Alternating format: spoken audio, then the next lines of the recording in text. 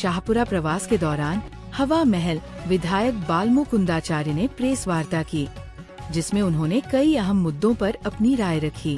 विधायक ने कहा कि सरकार जन कल्याणकारी योजनाओं को प्रभावी ढंग से लागू करने के लिए प्रतिबद्ध है। साथ ही उन्होंने युवाओं, किसानों और महिलाओं के विकास के लिए कई नई पहल की बात कही। भारत ने अन्य देशों में भी लौटाया, भारत में भी कई अवैध अप्रवासी रह रहे हैं, तो भारत सरकार, राजस्थान सरकार इस बारे में क्या सोचती है?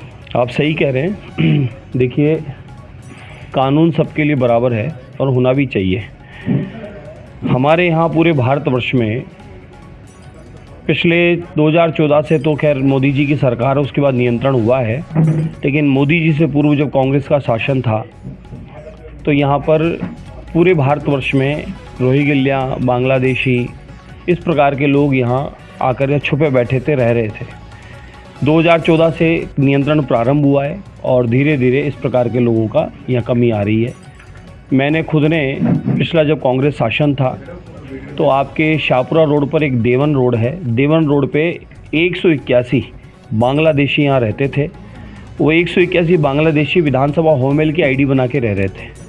कचरा बीनने का काम यहाँ करते थे रिको इंडस्ट्रियल एरिया देवन में, और आईडी मेरे क्षेत्र की बनी हुई थी। इस प्रकार से कांग्रेस काल में लगभग मेरी विधानसभा होममेल में 22,000 आईडियाँ बनाई गई थी, फर्जी 22,000 फर्जी वोटर तैयार कराए गए थे।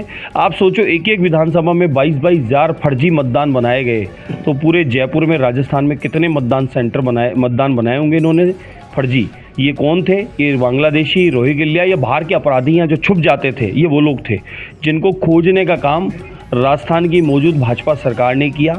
आदरणीय मुख्यमंत्री महोदय भजनलाल शर्मा साहब ने किया। उनके आने के बाद लॉ एंड ऑर्डर का पालन हुआ, और हमारे यहाँ भले वो पेपर लीक माफिया हो या फिर हमारे यहाँ पर इस प्रकार के अपराधी छुपे बैठे हों, या बाहर के इस प्रकार के यहाँ पर रोहिंग्या, बांग्लादेशी कहीं अपने अड्डे जमा के बैठे हो, या फिर साइबर क्राइम के अपराधी यहाँ पर अड्डे चलाते हो, इन सब का खात्मा करने का, इन सबको सफाया करने का काम भाजपा की मुख्यमंत्री भजनलाल शर्मा साहब के नेतृत्व में होने लगा है। मैं मानता हूँ अब राजस्थान में जिस प्रकार से छापेमारी हो रही है, जांच हो रही है, प्रतिदिन हर थाना क्षेत्र में गुप्त में जांचें चल रही है।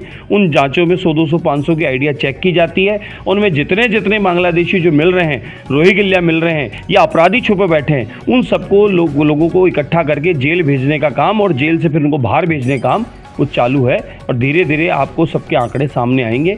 अब ये राजस्थान में भाजपा की सरकार है, आदरणीय मोदी जी के नेतृत्व में। यहाँ पर गरीब कल्याणकारी योजनाओं से जनता का सेवा करने का काम, और साथ में यहाँ पर केंद्र की नेतृत्व की जितनी योजनाएं हैं उन सबको घर घर तक पहुँचाने का, ढाणी तक पहुँचाने का काम, और अपराध और यहाँ का अपराधी उसको पूरा जीरो टॉलरेंस पर काम वो पूर्णतः दिख रहा है। विधानसभा में जो हंगामा हुआ उसमें दोनों पक्ष अड़े हुए हैं, माफी मांगने के लिए कोई तैयार नहीं। देखिए, सत्ता पक्ष का तो कोई इसमें गलती है ही नहीं। विपक्ष ने एक बिना बात के मुद्दे पर चर्चा की। दादी कहना कोई अपमानजनक शब्द नहीं है, कोई अपराध नहीं किया। हमारी तो परंपरा में है दादी, बाबा, अपने बड़े बूढ़ों को जीजी कहना, ये सब तो परंपरा में है। हाँ, ये कांग्रेस के ईसाइयों की परंपरा में नहीं है। तो दादी शब्द से आपत्ति हुई तो क्या उनको ग्रैंड मदर कह दें? आपत्ति नहीं होगी। और वो भी नहीं पसंद है तो इंदिरा जी कह देंगे साहब, कोई आपत्ति नहीं है। लेकिन इनको क्या है कि राजस्थान सरकार, मुख्यमंत्री भजनलाल शर्मा साहब ने ऐतिहासिक बजट दिया।